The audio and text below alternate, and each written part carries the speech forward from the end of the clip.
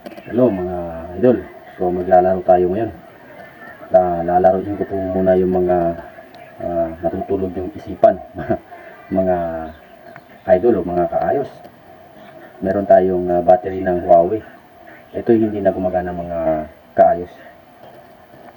Susubukan natin buksan kung ano ba talaga ang loob ng ganitong battery. Yan mga kaayos. So marami pa rin sa atin na hindi pa alam na kung ano ba ang loob ng ganitong battery.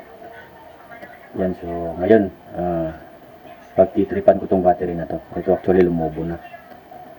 So hindi na rin to gumagana. So sa mga bata, huwag nyo itong gagayahin dahil napaka-delikado. Wag po natin gagayahin dahil ito po flammable.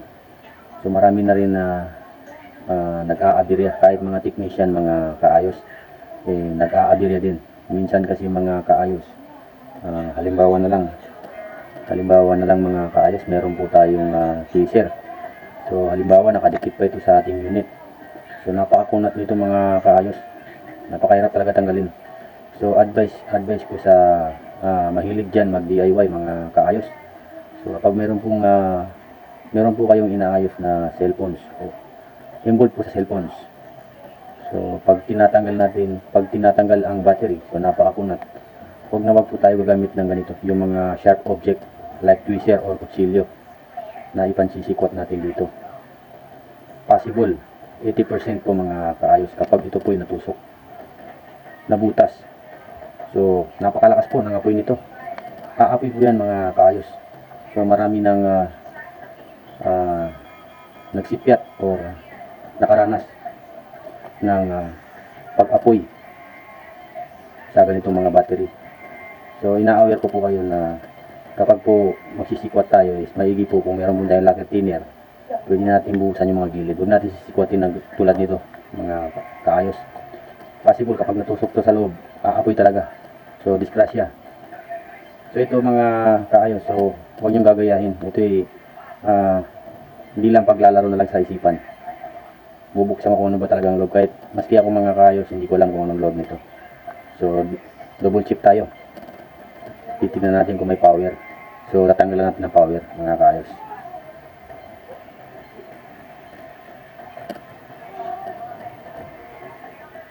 Pagdidikitin ko po muna yung positive, negative para mawala po yung power. Yan. So actually parang wala na rin. Ubus na. Wala na tayong nakikitang spark. So meron tayong blade.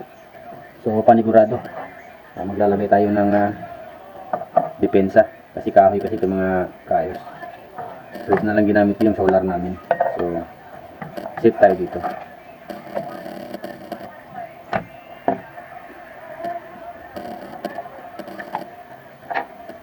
Meron tayong blade. So huwag natin gagayahin to mga idol, mga kaayos.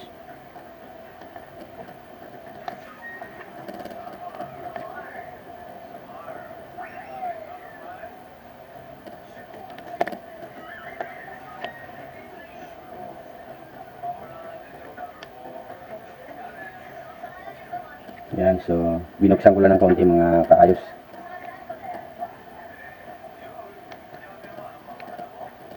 Yan, so kita nyo mga kaayos. Buksan na natin.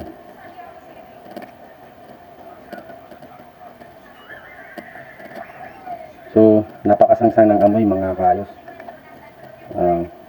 Baho. So first time ako bubukas ng ganitong battery. So sa tagal-tagal na rin na panahon, marami ng battery na jumper natin. So hindi ko pa alam kung ano bang mukha ng loob ng battery. So ngayon makikita ko na. So napakalakas ng amoy. Yan. So yan sa mga kaayos. So buksan pa natin. So palaisipan, bakit kaya ito umaapoy kapag natusok? Siguro nagdidikit yung positive at saka negative.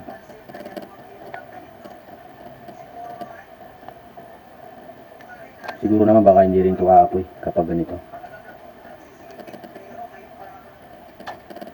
Yan. So dahan-dahan baka matens tayo na baka umapoy.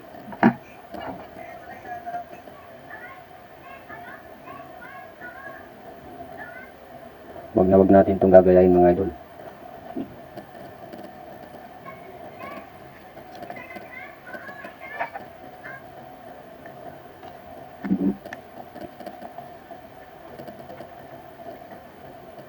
Yun, sobrang kunat ng kanyang cover. Parang foil. Yan, pero mas matibay ito kasi sa foil. Yan. So, tapang ng amoy mga kaayos. So, kapag ganito, hindi tayo makapaghugas ng kamay kasi chemical to. Parang masyado malakas yung kanyang chemical. Yung amoy, sobra, sangsang.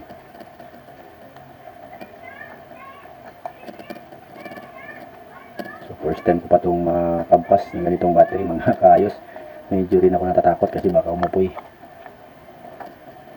Light materials pa naman yung bahay namin. Yan, so grabe yung amoy.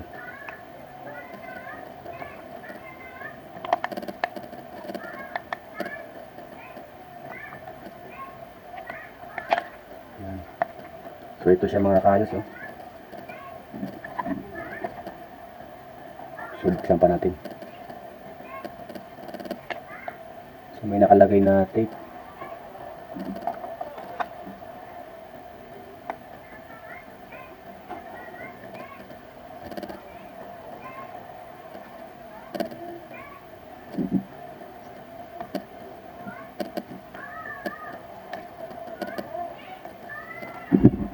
So ito yung laman yung mga kaayos, oh. Parang tissue. Sunapin natin yung kanyang pinaka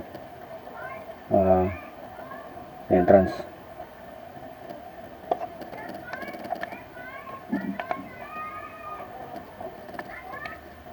Grabe yung amoy. Sana hindi mapoy. Sunog tayo dito kapag mapoy mga kaayos. Yan, tanggalan natin ang tape.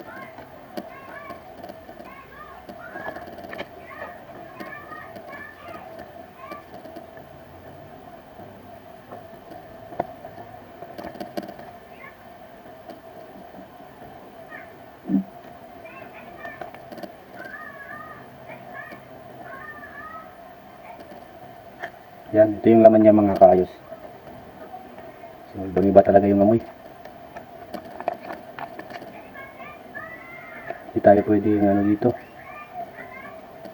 Bawal to sa bata.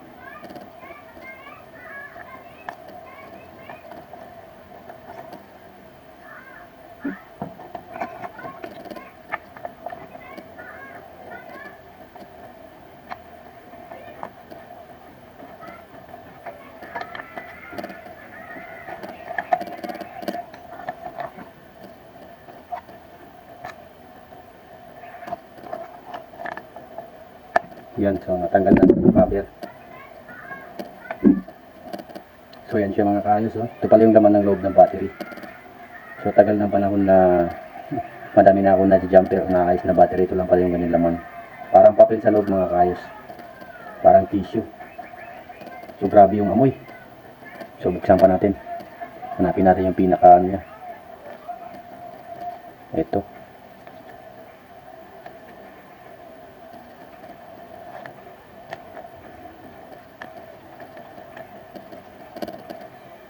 Masa-masa pa mga kaayos.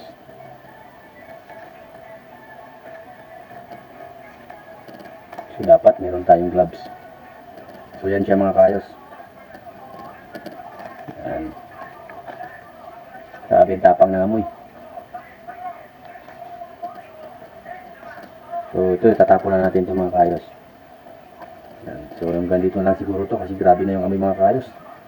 Saka kailangan natin magugas ng kamay dahil baka may lason or ano man tong nakalagay dito na chemical, baka ma-polluted tayo. So ulitin ko mga kaayos, wag po natin gagayahin to yung mga bata. So delikado to. Ito ay gusto ko lang tong malaman, gusto ko lang makita yung loob. So wala tong kwentang vlog. wag natin gagayahin. So at least yan, so hanggang dito na lang yung video natin mga idol. So huwag natin gagayahin. So ito ay lang sariling isip ko lang to. So trip ko lang to mga kaayos. wala tayong may dudulot na maganda kung gagawin natin to. So masisira lang yung ating buhay. So ito, yan, sobrang baho. So babes.